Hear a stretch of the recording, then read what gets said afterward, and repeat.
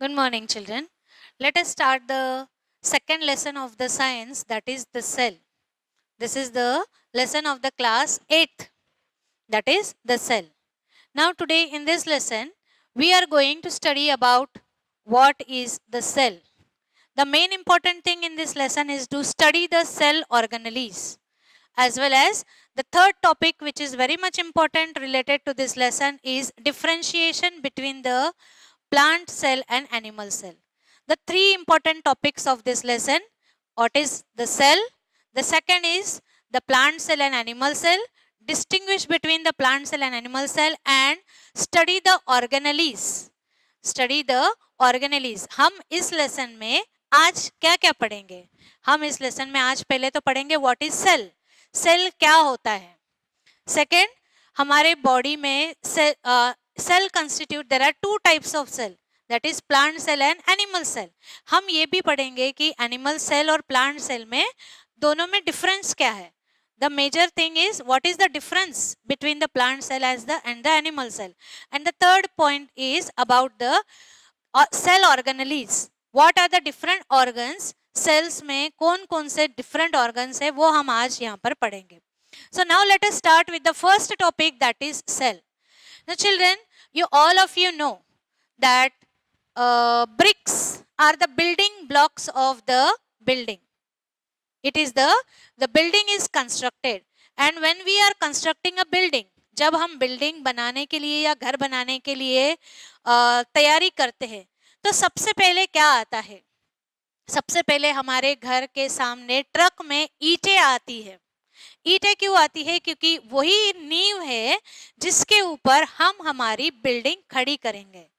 तो हमारे बॉडी के सेल्स भी वही नींव है. मीन्स हमारी बॉडी जिससे बन रही है वो चीज भी है हमारे बॉडी की cells. So what is the cell? Cell is the unicellular organism. Cell is the single which is it is microscopic. We cannot see the cell by our eyes.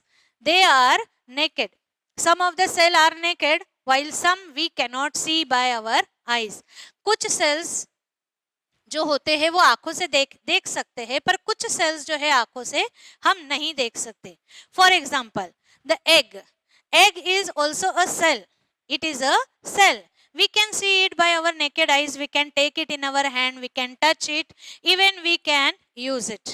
So that is naked. So we can see it. But our body is made up of innumerous. हमारी body जो है बहुत सारे sales से बनी हुई है जो हम देख नहीं सकते. Now let us study about what is unicellular and multicellular. Now first of all we will study first thing, before studying the unicellular and multicellular, we will see what is our body made up of. हमारी body किससे बनी है और क्या बनी है.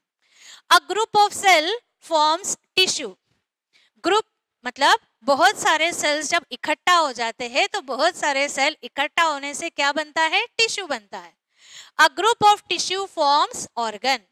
जब tissue को ऑर्गन इकट्ठा हो जाता है, जब टिश्यू एक साथ इकट्ठे हो जाते हैं उससे ऑर्गन तैयार होता है. A group of organs form organ system. जब बहुत सारे ऑर्गन्स तैयार हो जाते हैं तो उससे ऑर्गन सिस्टम तैयार होता है.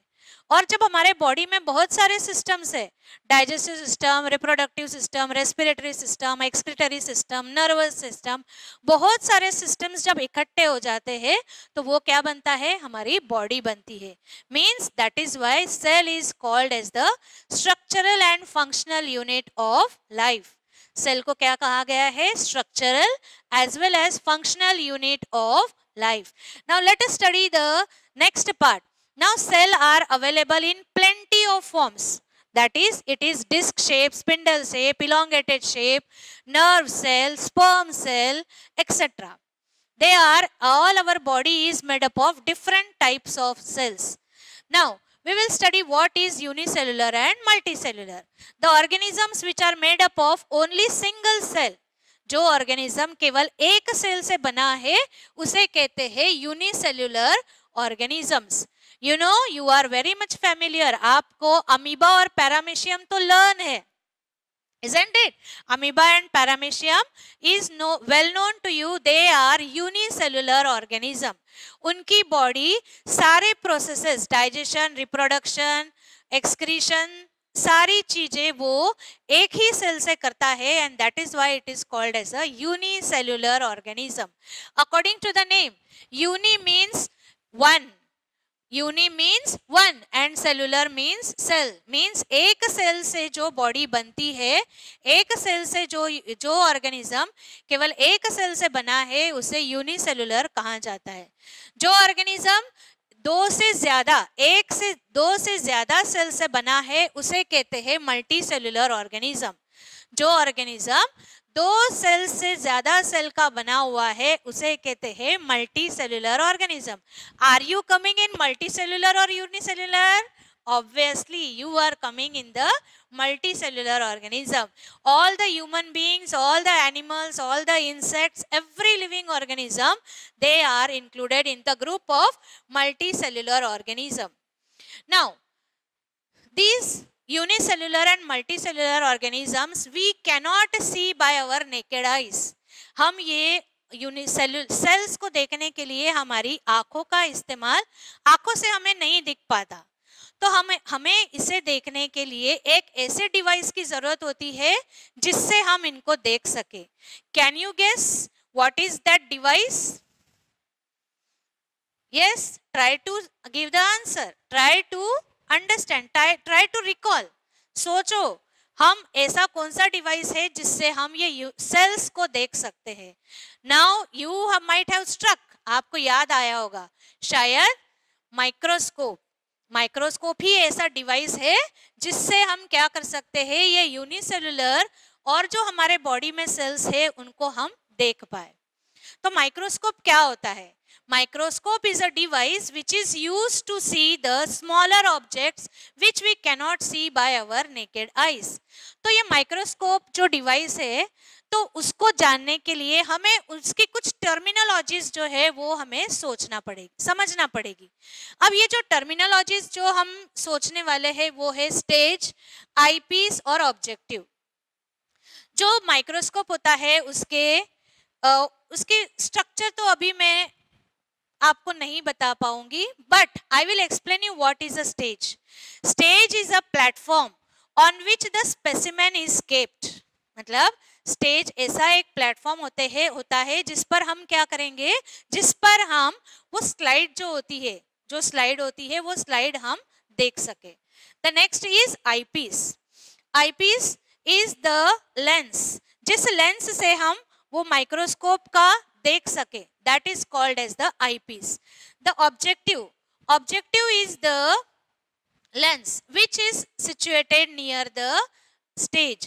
जो लेंस है जो स्टेज के पास जहां पर हम स्पेसिमेन रख रहे हैं उसको जो देख रहा है वो वाला जो आईपीस है उसे कहते हैं ऑब्जेक्टिव. Now the definitions. अब यहाँ पर इस लेसन में आपको कुछ डेफिनेशंस की जरूरत पड़ेगी. जो आपको ये वर्ड्स में बोलूंगी वो वर्ड शायद इस लेसन में बहुत बार रिपीट होंगी. अगर आपको वर्ड्स का मीनिंग ही नहीं मालूम है तो you cannot understand the lesson. So to understand the lesson properly I will explain you in simple words some definitions of some word. Specimen. Specimen मतलब जिस चीज को हमें माइक्रोस्कोप में देखना है. The things which we want to see into the microscope by putting it on the slide, that is called as a specimen. Stain. Stain is nothing but the dyes or the colors which are used to apply to see the specimen. जब हम कोई भी tissue cell निकालकर उसको हमें microscope के अंदर देखना है तो उसमें कलर करने के लिए हमें कुछ लिक्विड या कुछ कलर्स डाई होते हैं, वो डाई डालने पड़ते हैं. That is called as a stains. Now mounting. Mounting is nothing but जो हमने स्पेसिमेन निकाला है उस स्पेसिमेन को हमें क्या करना है, उस स्पेसिमेन को हमें पानी लेकर के या सम माउंटेनिंग लिक्विड्स लेकर के हमें उसे स्लाइड पर रखकर उस पे कवर स्लिप रखनी है. That process is called as a mounting. Now we will study what is temporary slides and permanent slide. Temporary slides और क्या होता है और परमानेंट स्लाइड्स क्या होते हैं वो हम देखेंगे. Now temporary slides are the slides जो हम थोड़े समय के लिए, जो हम खुद बना रहे हैं. चिल्ड्रन, द जो स्लाइड्स हम अपने लिए और अपने हाथों से बना रहे हैं, they are the temporary slide. वो थोड़ी देर के लिए रहते हैं. Permanent slides are the slides which are available in our laboratories, जो हमारे लैबोरेटरी में प्रिजर्व करके रखी गई है, जो सालों साल तक खराब नहीं होती है. That slides are called as a permanent slide. Now here in this lesson we will study how to find out the animal cell and plant cell.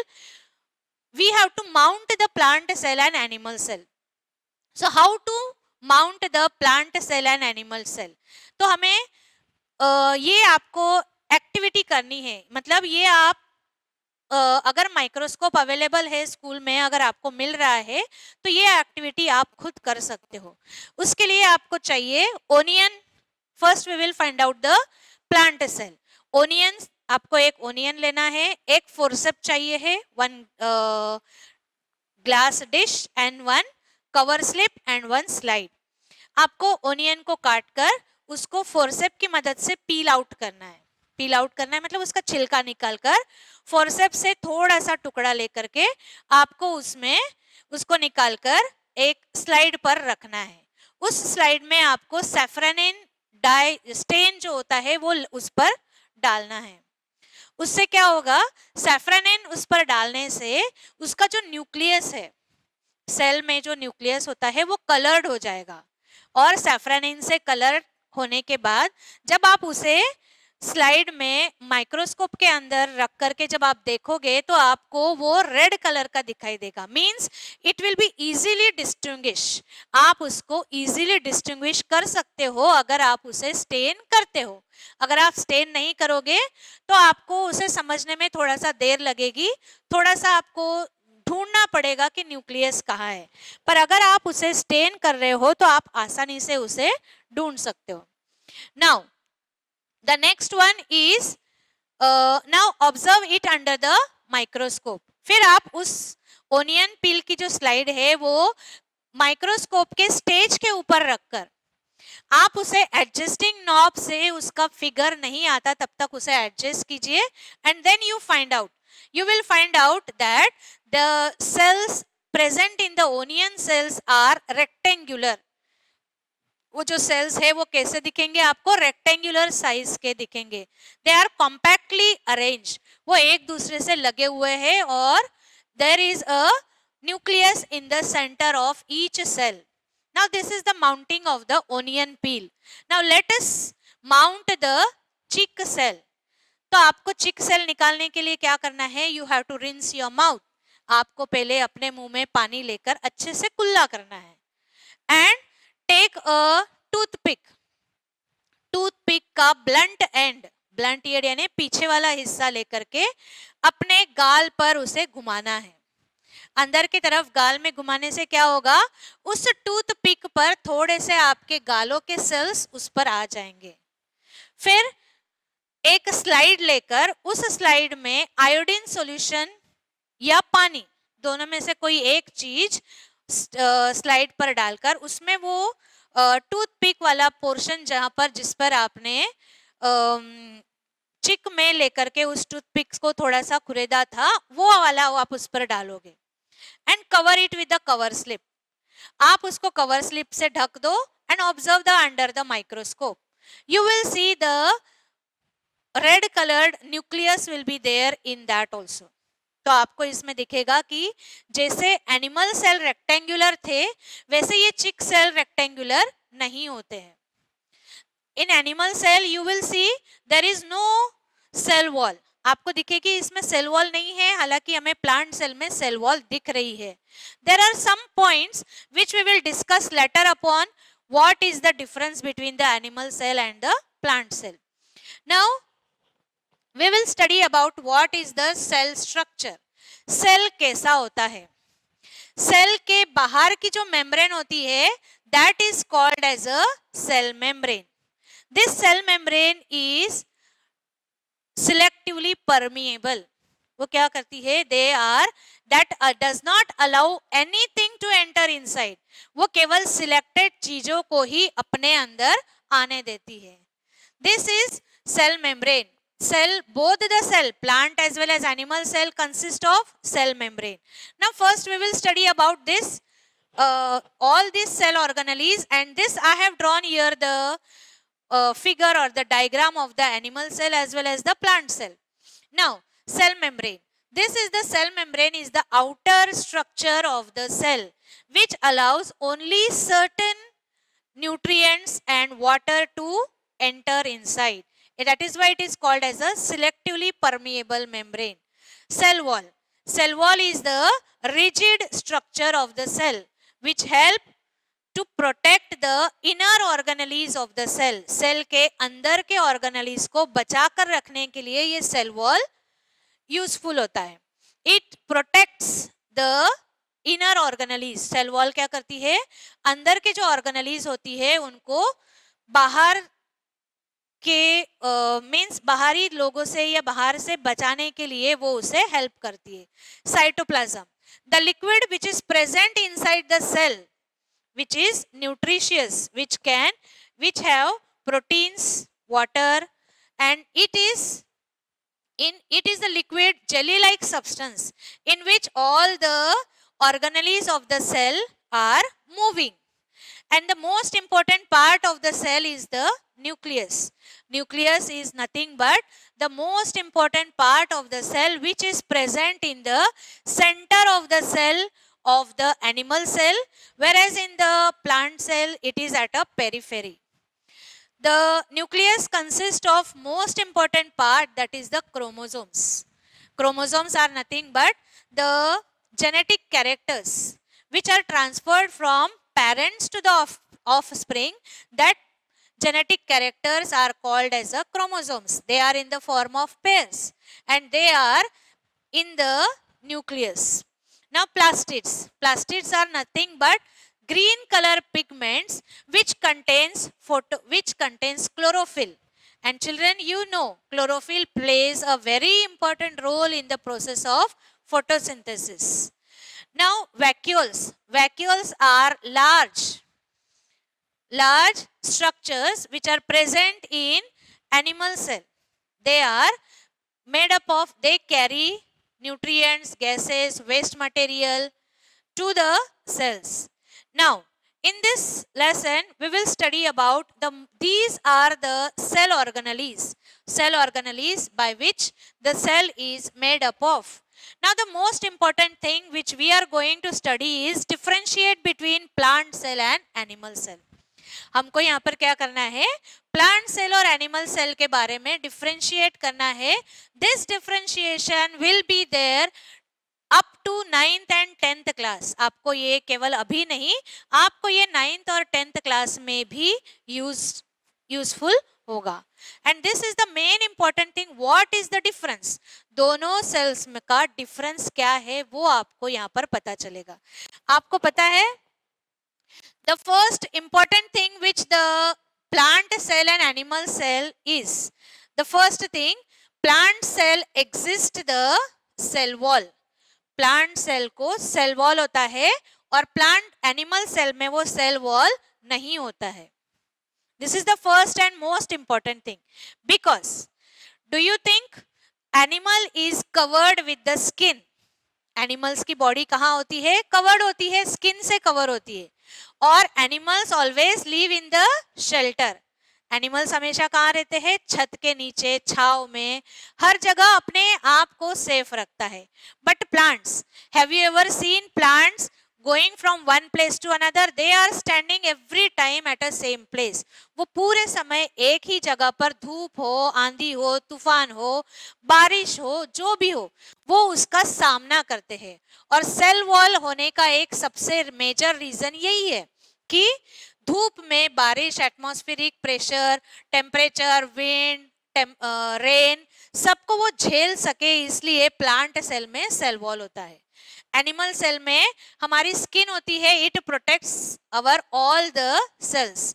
Second important thing, vacuoles are present in the plant cells. Large vacuoles are present generally in the center, whereas in the animal cell they are very small or they are temporarily. वो थोड़ी देर के लिए रहते हैं और रहते भी है तो बहुत छोटे छोटे होते हैं. Then the next thing, chloroplast. Chloroplast, that is plastid which prepare chlorophyll.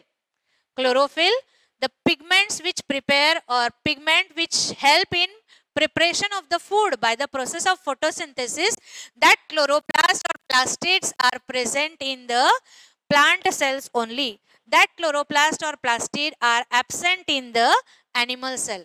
So these are the three important differentiation between the animal cell and the plant cell. Now let us study the last topic of this lesson, that is the tissue. Now what is tissue? Tissue क्या होता है? You know, in the beginning of the class only I explained you what is cell, what is the tissue. A group of cells forms the tissue. जब कुछ groups of cells इकट्ठे हो जाते हैं तो उससे tissue तैयार होता है. And that tissue is nothing but, that tissue is the animal plant tissue consists of epidermis, ground tissue and vascular bundles. It consists of epidermis, ground tissue and vascular bundles. This epidermis is nothing but the outer layer of the plant stem. जो भी plant है उस plant का जो बाहर का आवरण होता है, बाहर का आउटर मोस्ट लेयर होता है, वो जनरली कैसा होता है? कड़क होता है. That is compactly arranged. ये जो सेल्स है वो बहुत कॉम्पैक्टली अरेंज होते हैं and that layer is called as a epidermis. Second layer is the ground tissue. जो बीच वाला हिस्सा होता है स्टेम का, if you see the transverse section, आप अगर स्टेम को काटोगे और उसका जो आप ट्रांसवर्स सेक्शन लोगे तो आपको दिखाई देगा ये जो ग्राउंड टिश्यू है, ग्राउंड टिश्यू जो है वो ग्राउंड टिश्यू में जाइलम और phloem, that is the vascular bundles को छोड़कर बाकी सारे जो सेल्स है वो आते हैं ग्राउंड टिश्यू में. And the third one is the vascular bundle. Vascular bundle is nothing but the xylem and phloem. You might have heard about this name xylem and phloem. Xylem and phloem, the xylem and phloem together they constitute the vascular bundles. Xylem और phloem को together दोनों को मिला करके उसका नाम है vascular bundles. आपने सुना होगा कि roots, what is the function of roots? Roots का function क्या है? Roots क्या करते हैं? जड़ों से पानी लेकर के पूरे plants को provide करना, तो वो काम करता है roots. And from where do this water goes to each and every part of the plant. Plant के सारे हिस्सों तक ये पानी कैसे और कौन पहुंचाता है? प्लांट के सारे हिस्सों में ये पानी जो है ये जाइलम और फ्लोएम, जाइलम पहुंचाता है. Means xylem carry the water and minerals from the soil to different parts of the plant. That tissues are called as a xylem. Whereas you know leaves are producing food by the process of photosynthesis. Leaves जो है वो photosynthesis की process से खाना बनाते हैं. वो खाना पूरे plant को provide होता है. तो वो कैसे provide होता है?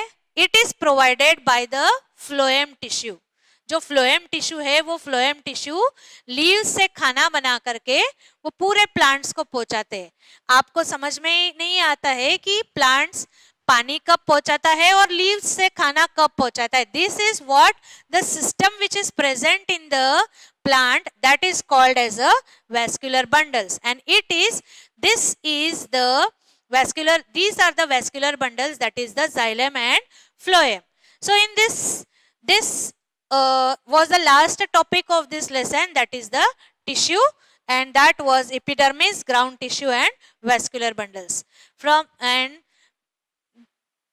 based on these topics today we have studied again, once I will just brief you out. Today we have studied about cell, types of cell, then what are unicellular and multicellular cells.